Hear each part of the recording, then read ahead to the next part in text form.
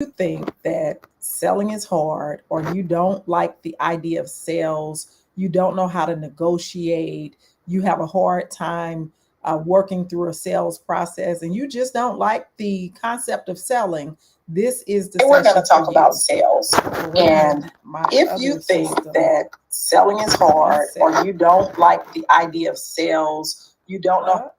Okay, there we go. There we go. Sorry, I'm live streaming on Instagram as well. So, if you think that selling is hard, this is the session for you. We're going to dig into why we as women have a hard time working through the sales process. We will do the task, we will form the business, we will create the product, we will be elated about what we've designed, what we've created, and then when it comes to the point of selling it, then we will market it, but we won't do the sales, or we have a hard time with sales. And so I would like to share some different perspectives with you to help you to move over that mental block that you have. Because whether or not we know it, this is a mindset issue. It's a mindset issue. It's not an issue with you can't sell, you don't know how to sell. Selling is a skill, and a skill we can learn, point blank, period. And so it's understanding that. Also, I want to be really clear that this is a problem that is really very specific to minority women. And of course, I'm a Black woman, so I'm going to tell you, Black women, we experience this at a much higher rate, and people who came from meager beginnings. Let me explain to you why. So, when we were born as infants, what did we do? We cried for what we wanted and we received it. And then as we were growing up, we would ask for things. You were meant to desire things, period. That's why you were asking for things. That's why we always want something. We always want more. We always are in the state of desiring something. That is innate. That's normal. That's natural. That is a okay. But what happened to us as children is that, think about this, as children, what were we told? When you go in the store, don't ask for nothing. Don't you ask for nothing. Stop begging. Stop at, did not just buy you something, don't you buy nothing else. I don't know if you can relate to this, but I know even as when I was growing up, when we went in the store, you didn't ask for anything. And also think about this. If you needed eggs or milk, you were at home and you were getting ready to fix something and you were short of an item, or you wanted to fix something and you didn't have an item, what were we told? If you don't have it, you don't need it. You don't go and borrow anything. Don't you go and ask your neighbor to give you a cup of flour. Don't you go over there and ask that neighbor to give you any sugar. And so I want us to really think about this. Think about when you needed help. And even now, as you need help, what were we taught? We were taught to just make it work the way with what we have. If you don't have it, you don't need it. If you don't already have it, you don't need it. And so how does this relate to sales? See, because in sales, you have to ask for what it is that you want. You have to ask for something. You're asking someone to buy your product. You're asking someone to enter into a contract with you. You're asking someone to do something. And what we do, we try to divert to marketing. So we'll think I posted a flyer on my page and I told them about the event. If they wanted it, they would come and get it, because we have this mindset issue that we've been conditioned that you don't ask people for things. You don't ask for what you want. You don't do that. And so that's the first part. That's just the first part. Stay with me, because I'm gonna give you steps on how to move through this too. But I want us to understand the deep conditioning that we've been in and how we've gotten to this place. So the next thing is that it's also societal.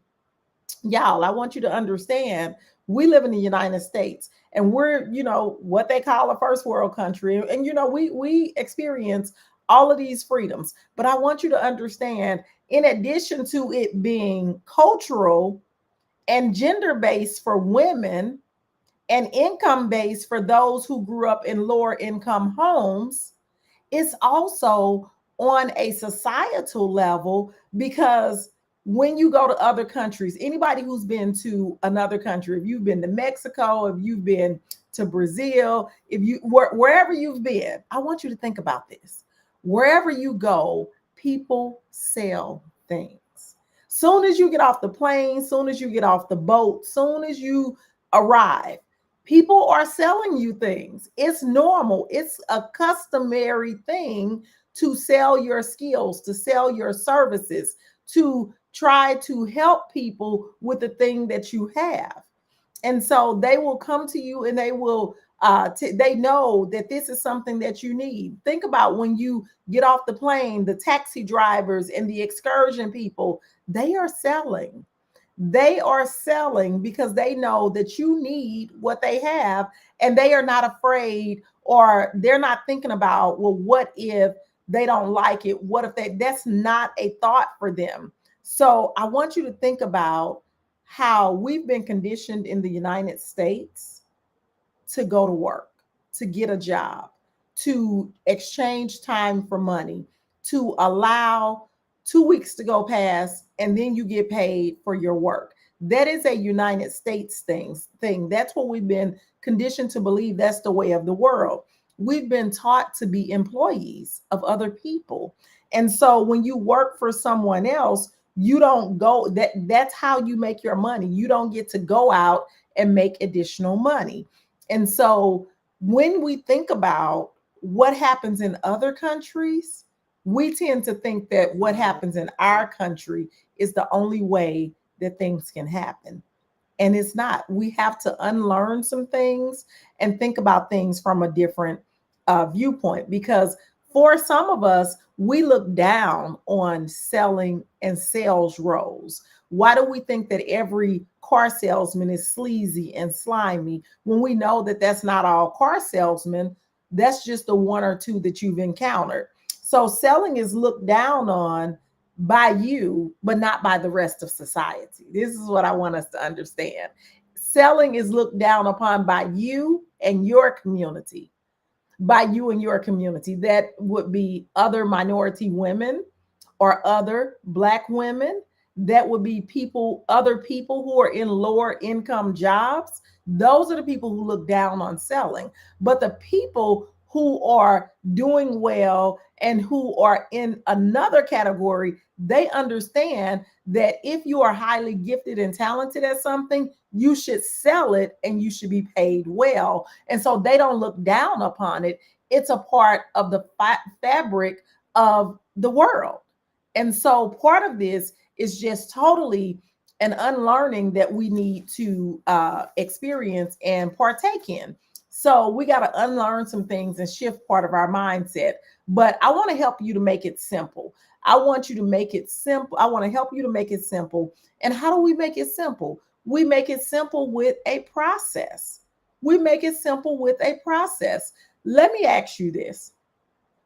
What was the last book you read or movie that you watched that you totally enjoyed? What was the last book or movie that you totally enjoyed? Take a moment and think about it. And when you watched the show or read the book and you loved it, what did you do? You went and told somebody about it. You told them about this fabulous book that you read or this great TV show. And when you told them about it, you told them they should watch it. You sold them on it. I just told some people about Schitt's Creek, a sitcom, a little show that I watch that requires no thought on your part because they do all of the thinking for you, and it is hilarious. It's hilarious. And so I just sat and watched all of the episodes, and I sold them on it. I sold them on why I loved it. I told them all about it, what I enjoyed about it, and what I got out of it. I didn't have to think about anything. It was comedic relief. I enjoyed it. It was just funny. It helped me take my mind off of some of the stresses in life. And when I got through, several other people wanted to watch it. I love the book Untethered Soul by Michael A. Singer. And so when people are experiencing overthinking and doing all of this is too much thinking and second guessing and all of that, I always recommend the Untethered Soul for people who they think when they're sleeping. You need to read the Untethered Soul, and then I tell them why, and then they go and they get the Audible version or they order the book. Guess what? I sold them on that. I sold them on that. So why can't you do that for your own service or program that you offer? Why don't you do that for your own services? You can sell people to watch shows. You can sell people to read books. You can sell people to go to different clubs and different restaurants. That's all selling. You sold them on that idea and then they took an action.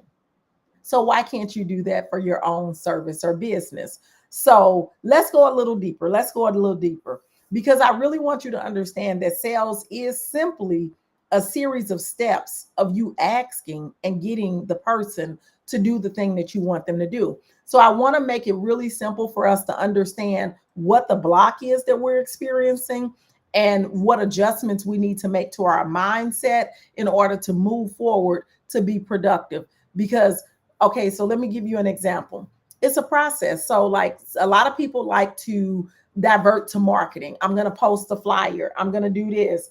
I'm going to, go live. That's fine. That's marketing. That's letting people know what it is that you do.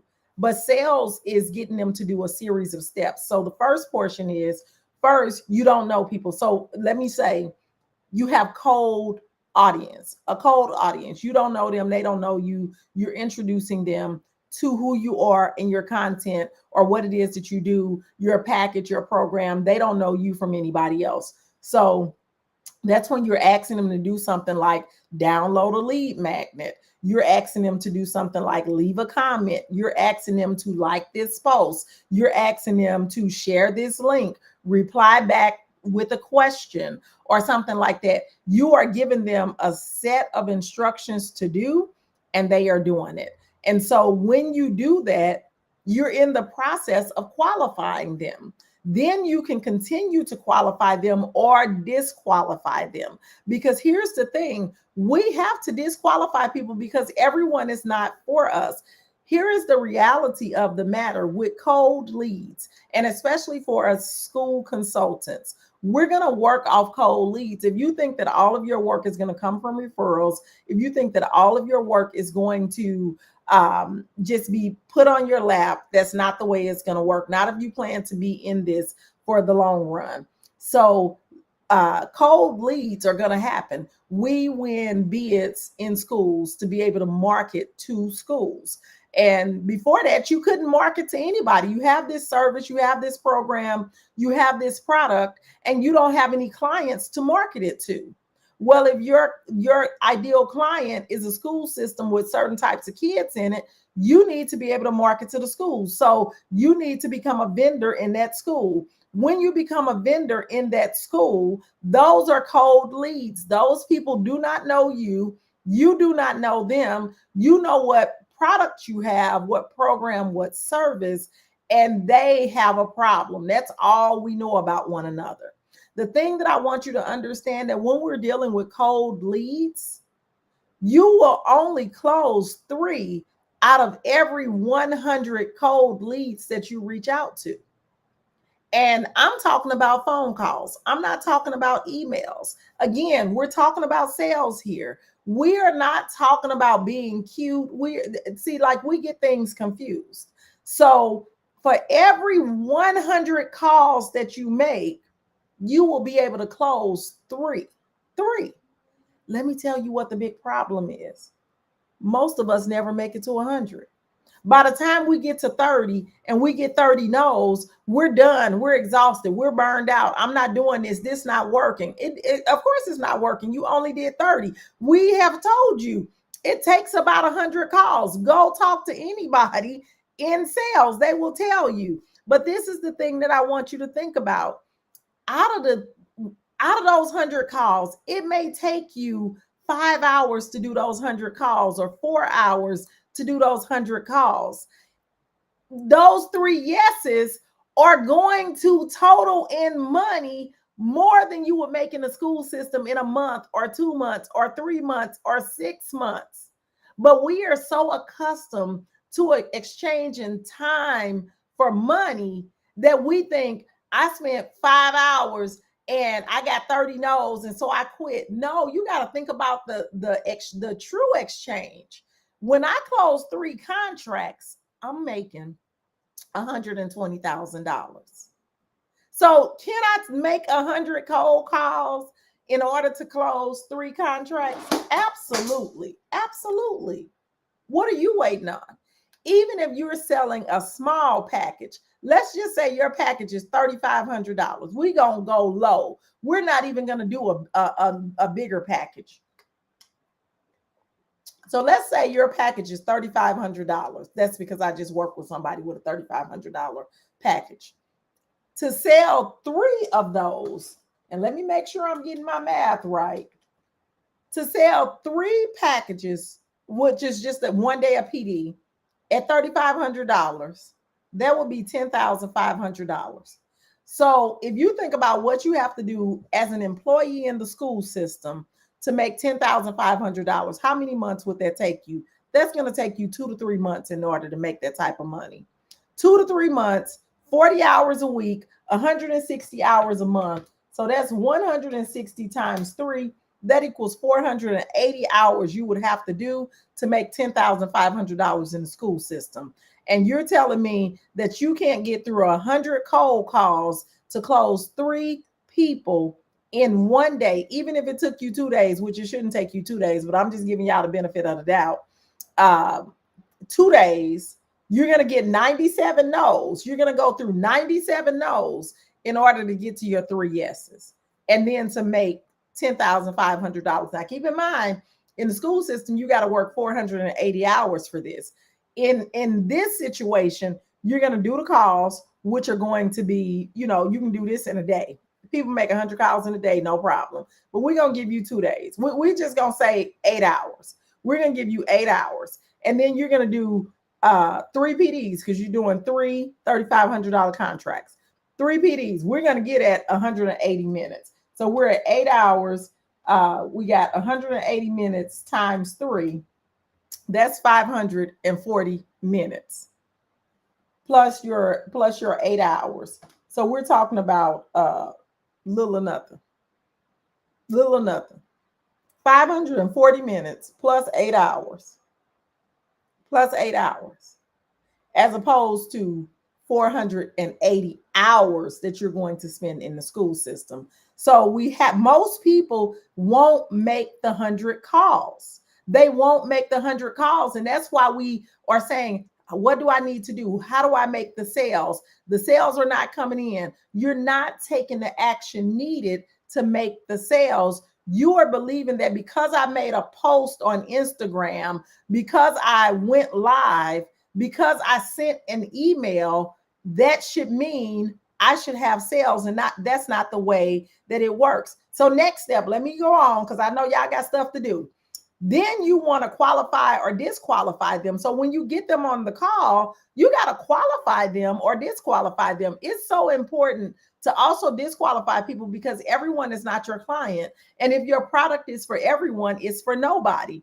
And so you want them to book a call. You want them to register for a workshop. You want to move them along, whatever your process is. Here's the problem. A lot of us don't have a process. We're just shooting it from the hip. We're just trying to get you on the phone and we don't know what we're going to say. Listen here, you got to have a process. That's what's called a sales funnel. I'm going to take you from here to here to here to here.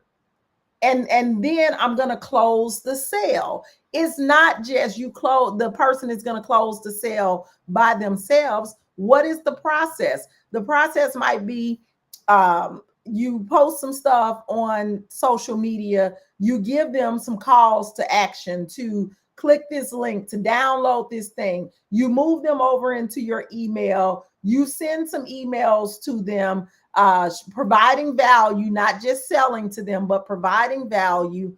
And then you make a phone call to get them on the phone. Again, 100 calls. I don't know when we got to the point that we thought that direct outreach was not necessary anymore. It's the fastest way to close a contract. And then you get them on the phone, and then you got to go through a process. First, you got to find out what is their need. Do they need it? If they don't need what you have, that we're wasting time. And then can they use it? What you got to be able to tell them what it does, what are the benefits of it, what results will they get. And then we have to take into accountability affordability. If I'm talking to a kid and that is a child, that child doesn't have money. So it's not affordable for them. If I am talking to homeless people and I'm trying to sell them a $500 program, guess what? That's not going to work. So you got to first focus on need, then you got to focus on usability, and then you got to focus on affordability. And then once you qualify them that my product can solve your problem, then you've qualified them. So now you go and you close the sale. You ask for the sale. I would love to work with you. My organization, my company, my firm, we specialize in this, and I know we can get this result for you. Can I send the contract to you? Can I send an invoice over to you? So this is the piece that we miss. Now, let me add this in. Some of us are relying too heavily on AI. I love AI. Y'all know I love me some AI. I love me some Chat GPT. I love me some Agent Chat. I love all of the AI products. I love them. They do everything for you. But some people have confused productivity with vision. Those are two different things. AI cannot have the vision for you. I talk to people and they'll say, oh, AI created my program for me. That's why you can't sell it, because that was AI's program and not yours. See, AI cannot replace human instinct. That's why you got to get on the phone. AI cannot provide comedic relief. A lot of times when we get on the phone with somebody, like if you have that great sense of humor, once you break through, people will buy from you. AI cannot provide empathy. AI does not have a soul. It does not have human instinct. And so while we're getting AI to write all of these emails and getting it to create all of this copy, you still need to get on the phone. You got to get on the phone. I want you to commit to making 100 cold calls. 100 cold calls to schools, community-based organizations. Speak to those directors. Call the juvenile centers. To ask the people, who do I need to talk to provide this amazing service to your youth? Talk to the people. What about the 100 Black Men organizations? They work in communities all the time. They need your services. But instead of you doing the thing that needs to be done, we fill ourselves with other things, or we think that we can pay somebody to do it for us. No, these are things that you need to do on your own to bring it in and to understand the process. And so I want you to, and let me tell you, the reason why a lot of us can't do this is because you don't know your product. You just know what AI told you. You didn't create your product. AI created your product for you. And so you don't understand the intricacies of it. This is one of the things that I teach the folks who work with me. Create your own product and then let AI help you to fine tune it. See, too many of us are letting AI create the product, and then we're just spouting off what AI said, and it doesn't make sense. And then next, you need to know your sales process. Do you have a sales process? Do you know what it is? And do you know what stage people are in your sales process? But most importantly, you need to be confident. You cannot be on a sales call or at a networking event or at a conference or doing any other things, and you don't come across as confident in your service, confident in your company, confident in the results that you get. Because here's the rub: 80% of sales is confidence. 80% of sales is confidence. Nobody wants to work with someone who appears to be weak-minded. No one wants to work with people who are double-minded. No one wants to work with people who second-guess themselves. No, this is why I talk to you all about asking all of those questions. People who ask a lot of questions, They ask those questions because they don't trust themselves. They're not confident. And so they're trying to gain control by asking all of these questions. This is why I'm always on you all about asking all of these frivolous questions. You don't need to know those things in order to move forward. Well, what color is it? How long should it be? How long should it take? How many people? How many this? Those are questions because you feel like you're not confident to be able to deliver the service. So be confident. But then the third thing in the sales process is that, sis, you got to listen and pay attention. I have repeated over and over again, the person who asks the questions is the person who's leading the call. But over and over again, we get on a call and we do all of the talking. We do all of the talking. The person who asks the question is the person who's leading the call. As you ask the question, the person on the other end should be answering the questions. You should be listening. You should be taking notes. And you should also be paying attention, especially if it is a visual call, a Zoom call, or in person. These are not always calls because this sales process should happen in person also. In person, you should be paying attention, looking at the shifts in their body language, looking at their facial expressions to see, is this resonating with them? Is it not? You should be taking note on what they said, but you can't do that if you are listening to respond. You can't do that. When you are listening and taking in the information and not trying to prepare a response, because you can always say back to them, so from what you just said, tell me if I got this right. Your major problem is XYZ, and you've tried XYZ. It's as simple as that, to regurgitate to them what it is they said. But too many of us get on a call, we're in person. We had someone who was going to meet the director of a school, and they were trying to figure out what they need to say. You shouldn't be trying to figure out what you need to say. You should be trying to figure out what question do you need to ask to get them talking.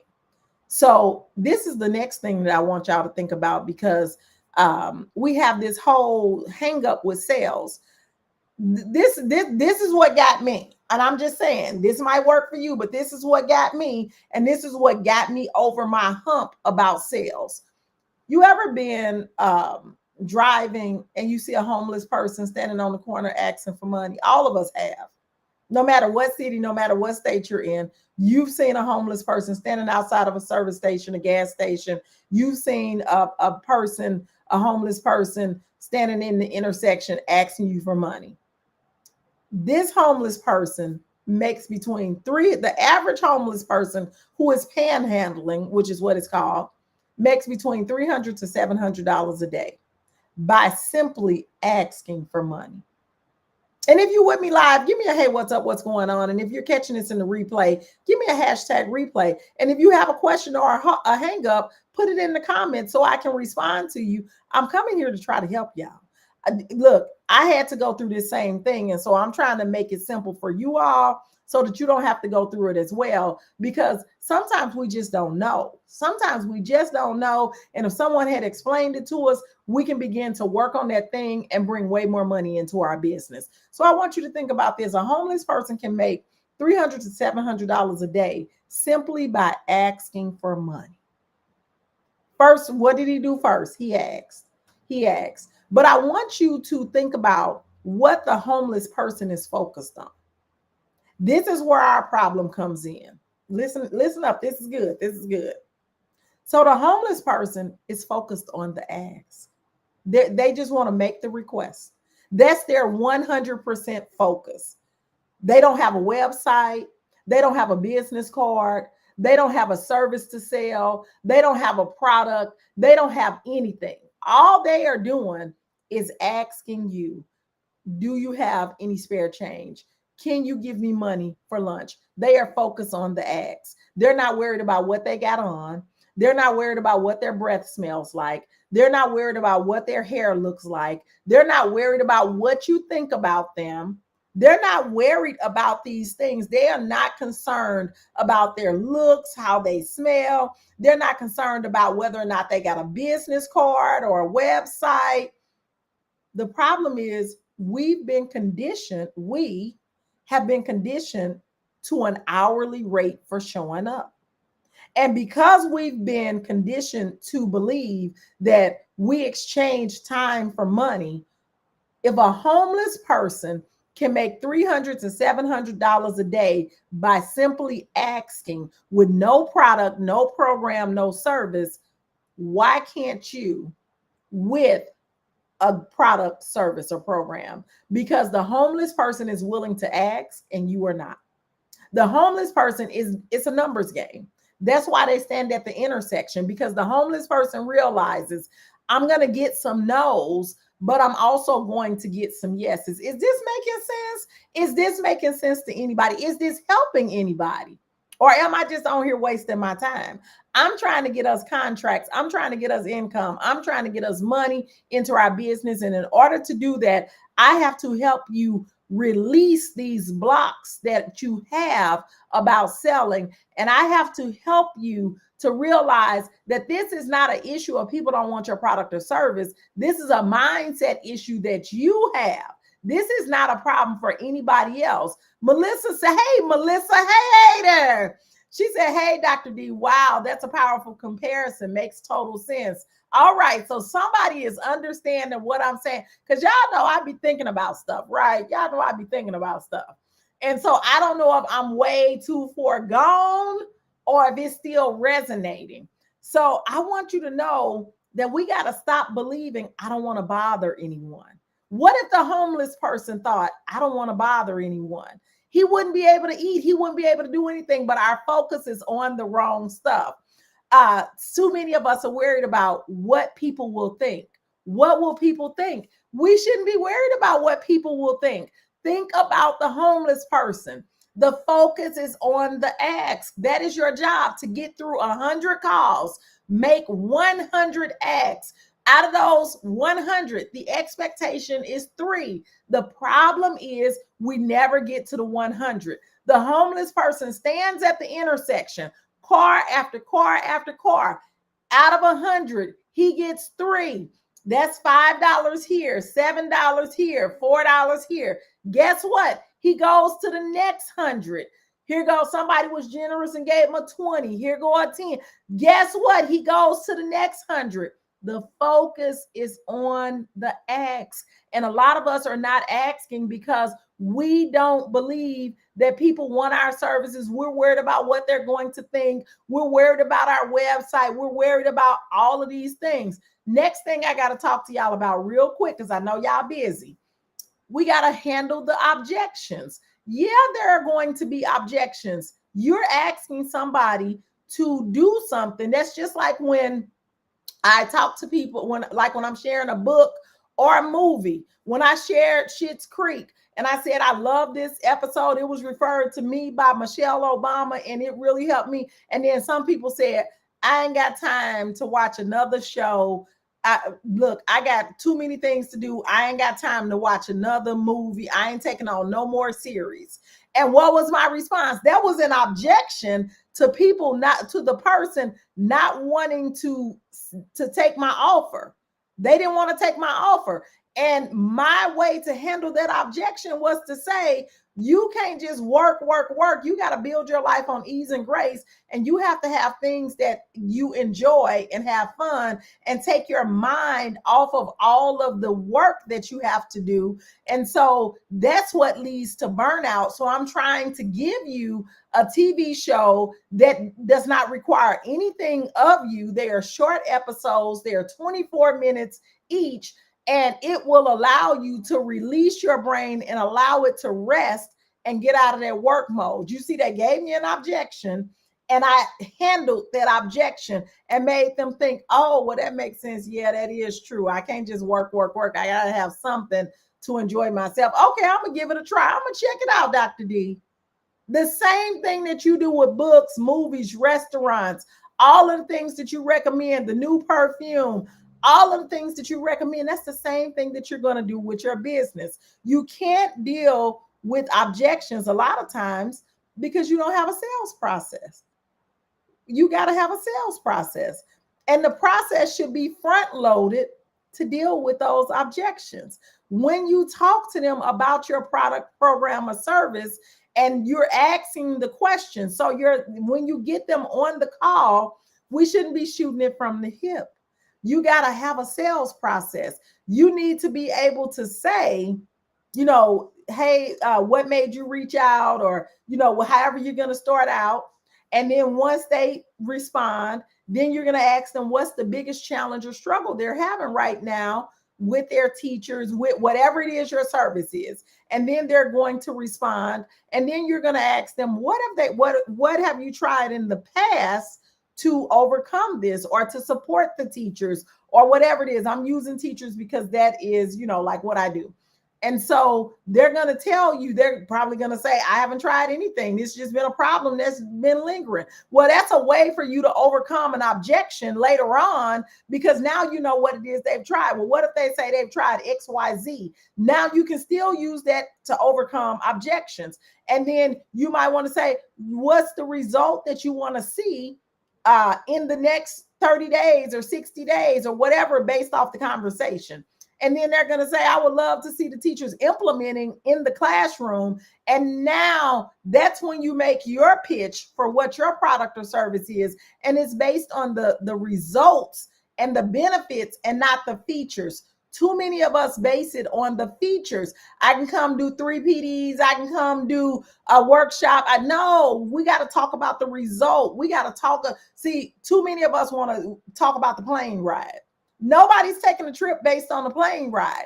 We're taking the trip based on the vacation, the relaxation, the sunshine, the beautiful ocean, the pina coladas, the amazing food, the ability to rest, the ability to sleep, wake up late, you see what I'm saying?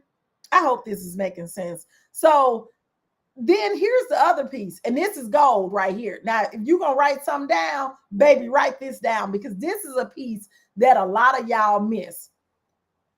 So you're going to talk to them. You're going to send them through the sales process. And if it's a good fit, you're going to make a pitch to them. But what if it's not a good fit? What if you talk to them about their need? What if you talk to them about the use of your product or program or service? And then you get to affordability and it's not affordable for them. It's out of their price range. It's not going to work. Well, or maybe they just decide, I'm not ready to tackle that issue right now. I like the program that you have, but right now, this was a big thing that happened during COVID. Right now, we got to focus on getting the kids acclimated back to the school system. So we don't have time for principals to be coached. We got to put that on the back burner for next year. And so what should your response be? When it's not going to work, you should say, I understand and I appreciate you taking the time to talk to me. Let me ask you this, because I would love to work with organizations such as yours. I love the way you as a leader operate, and typically leaders, people who, they hang out with people who are like them. Would you be willing to recommend 3 to 5 other leaders who might be able to use my services?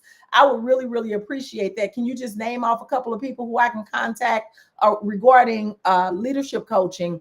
And it won't be a salesy call, just like I'm doing with you now, but I would love to work with more people like you, even though you're not ready right now.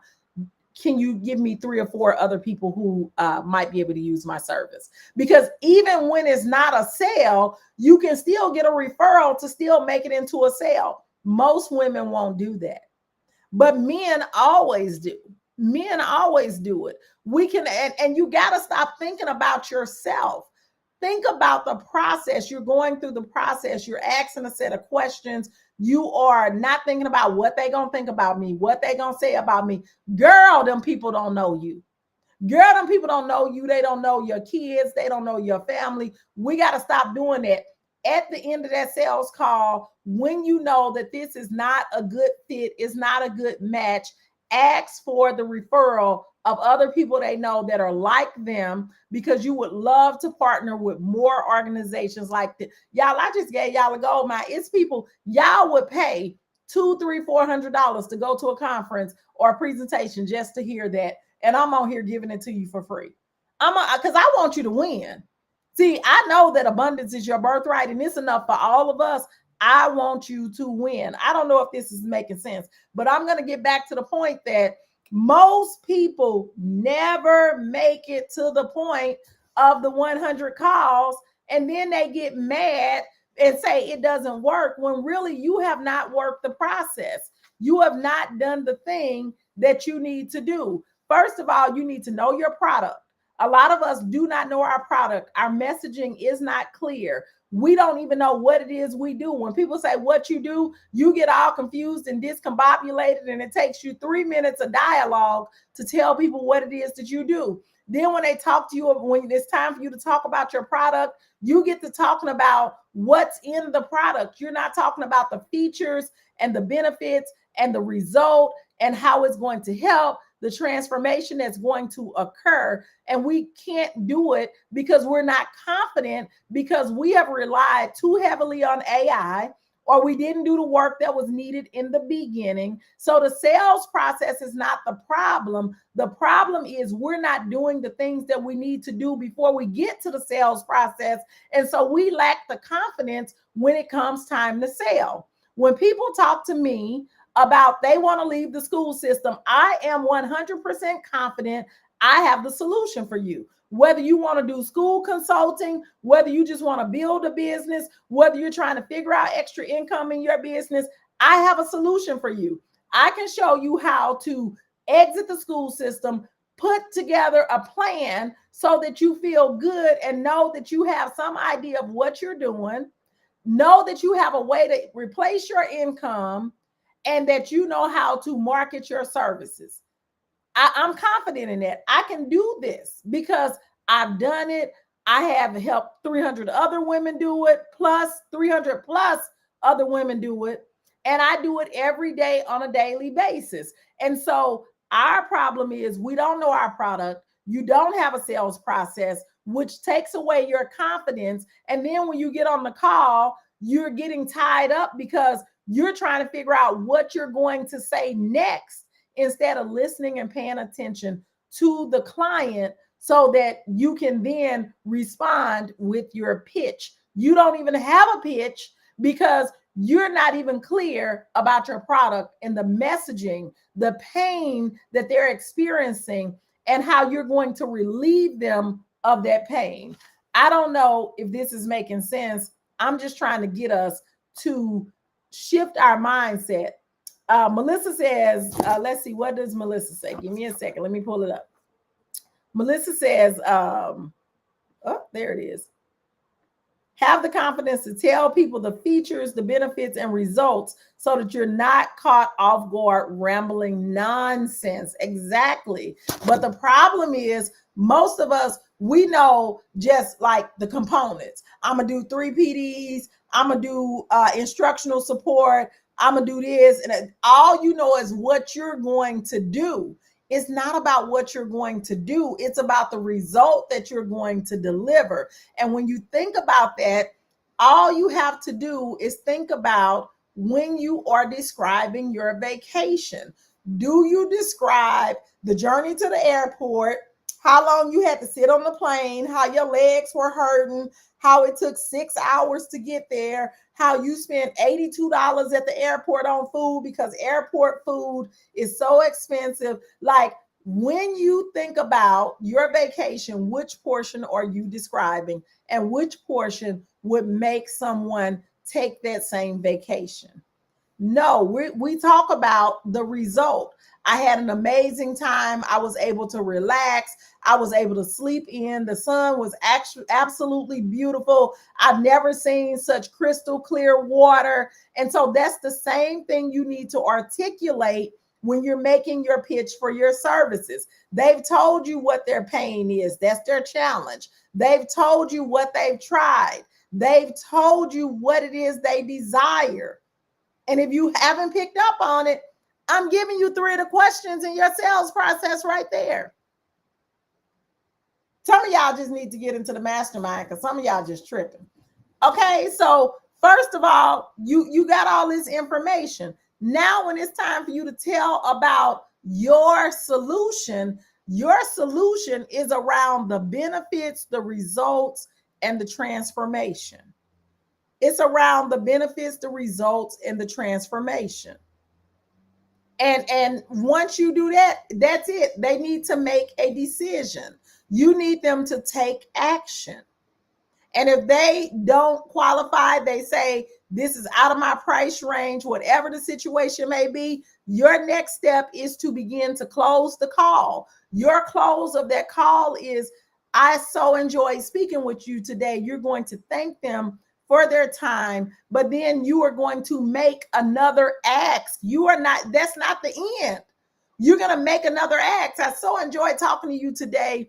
And I really appreciate you taking this time. And I really want to work with more organizations, more schools like you, like yours, and with leaders like you. And typically, you, as the type of leader you are, the people that you hang out with are like you. Can you refer me to maybe 2 or 3 other schools, that leaders that are in your district or outside of your district? I would really, really appreciate that. You won't even ask, even if they say no, or even if they say they're going to do it and they don't, at least you made the ask. And then some people will do it. Even if they forget to do it, you can send an email back to say, I really enjoyed speaking with you. And it's a whole format that you can use. You can send the email to them that sets up the introduction to the other person, or you can just ask them for the name and school and you'll do the lookup of the information. So it's so many ways to do this, but the problem is we are afraid of the ask. We are afraid of the direct work that needs to be done. We want to hide behind our screens, and we think that if we can't send an email, if we can't send a LinkedIn message, if we can't go on to social media and just talk in general, then it's not working. No, you are the one that's not working. But first, we got to dissolve that mindset, that belief that you shouldn't have to ask for help. You shouldn't have to ask for what you want. You need to adopt the idea that selling is natural. Selling is a skill. Selling is absolutely natural. And you need to understand that people who have a talent or a skill should be paid well. It's the reason why LeBron James makes so much money. It's the reason why Shaq makes so much money. It's the reason why Rihanna makes so much money. They have a skill that is unique, that is a talent, and they sell it for a high price. If it was sold for a low price, it wouldn't be valuable. If you give it away for free, that means that it's not valuable. Ladies, we got to stop being willing to work for free. We have to stop thinking that selling is grimy or sleazy, and we got to be willing to ask for what it is we want. We want this contract. We got to be willing to ask for it. And in asking, you got to take the focus off yourself and worrying about what people are going to think, what they're going to say. I'm telling you, the only people who are worried about that are people who are doing less than you and people who are not at the level that you're at. Because most of the people who are at a higher level, we understand that we would rather be a producer than a consumer. We have gotten too comfortable with being a consumer. You get money in, you pay all your bills, the money is gone, you go to work for 2 more weeks, you get more money in, you pay all of it out, no extra money comes in over the 2-week time period. That's not the way. You will not make it to the life of your dreams in that fashion. You have to do something different. And so you need to be a producer. You produce an ebook, people pay you for it. You produce a course, people pay you for it. But there is something in between the production and the selling and the buying. It's the selling. So it's the production, then you have to sell in order for people to buy. But we want to produce it and then just let it sit there. And this is for my folks who I work with. How many times have I stressed over and over and over again? You need an email list. You need to be dropping your lead magnet every day. That's how you begin to qualify your people. Because just like for me, I work with educators. So when people click my lead magnet, they've already read my stuff. They see that I'm an educator and they see that I work with educators. Why would a stock market analyst click my stuff when I said I'm an educator? So I'm qualifying people. My lead magnet, I give them the business checklist, how to get started in ed consulting. I give it to them for free. They click it. That means that they are interested in ed consulting. So then they go into my email campaign. Now, they are no longer a cold lead. They've become a warm lead because they've qualified themselves. They've said, I want to learn more about educational consulting, or B, I'm an educator looking for a strategy out, or C, I want to work in the world of education. So they've qualified themselves by clicking that link and getting that free download. Then from there, I'm going into an email campaign to introduce myself, to talk to them about what I do, to give them some value, to answer some of the things. Even when I finish this live, I'm going to send this out in an email to help people to understand you can sell. This is providing value to people. Is this making sense? Is this making sense to you? Tell me, what part of the sales process have you been missing? Let's be honest. It's time for a bit of reflection here. Let's be honest. What part of the sales process have you been missing? Have you even been engaging in the sales process? Have you ever made 100 direct phone calls to schools and organizations? And there are so many that you can make calls to. And a lot of times we get in our own head and we'll say they're not going to answer. They're not. You didn't even try to see. That's why I tell you, most people don't make it to the 100 phone calls. The magic number is 100. It's called the law of 100. It's called the law of 100. And that's why. Okay, so Tanita says reflecting, it's making sense. Okay, awesome. Because I really want to give you all value. Like, I'm not here just to entertain. I'm trying to give you value, and I want you to win. And so think about the law of 100. You have to do something 100 times. 100 times. So 100 calls, 100 posts, 100 YouTube videos, 100 times. Make that your golden number. And I'm not talking about 100 times over 3 months. See, we play too much. Why are you giving yourself that much time? You can do this in a quicker amount of time. So think in batches of 100. In a week, you can make 100 calls. So imagine what happens if you make 100 calls every week for a month. You've made 400 calls. Out of them 400 calls, sis, you are going to get some results. This is what I want y'all to understand. When you do 100 calls every week, that's 400 calls in a month. Let's just imagine we're just going with a $3,500 program. We're not even doing the big programs. We're not doing no 80,000, no 120. We're not doing any of that. We gonna stick real small at $3,500. So at $3,500, 1 day of PD, 1 day of PD, a consultation, whatever your little entry thing is. You make 100 calls. You close 3 of those. You continue the conversation on 3 of those. You get a date scheduled on 3 of those. That's $10,500 in week 1, $10,500 in week 2. So when you multiply that times 4, you just made $42,000 that month off your smallest package. That's $42,000 in 1 month, making 100 calls every week, direct calls to schools that you can market to organizations, to community-based organizations, to detention centers, to juvenile homes, to group homes, to daycare centers, to early childhood centers, to private schools, to public schools, to whatever the thing is, to community organizations, to the Urban League, to Beyond Housing, to all of these places. But we won't do the 100. We won't do the 100, even if it means that you can make $40,000 in a month. And in the school system, you can barely make $4,000 in a month.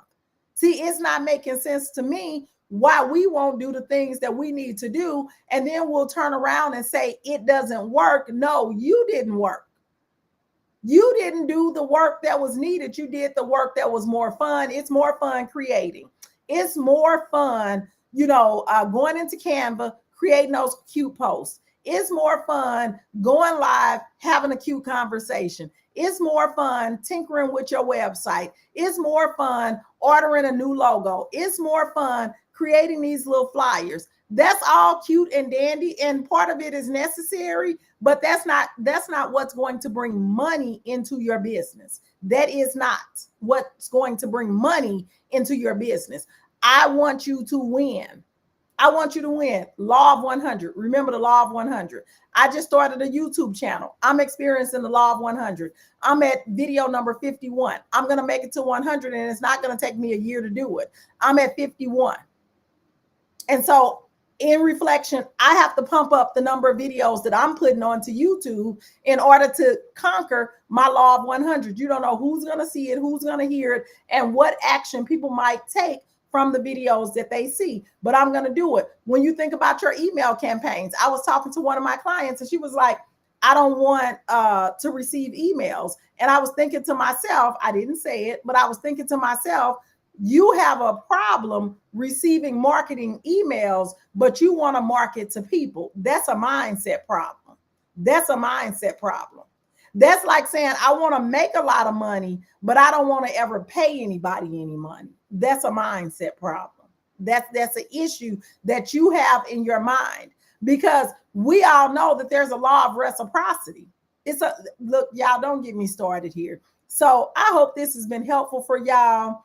I hope that the homeless man analogy has really helped you, because he doesn't even have a product and he can make $300 to $700 a day. And here you are with a product and you can't make anything. And the only difference is he's willing to ask and focus on the ask, and you are too focused on what people gonna think and what they gonna say. So that's my message. That's all I got. I ain't got no more. Share this live with somebody who needs this, and I'll talk to y'all later.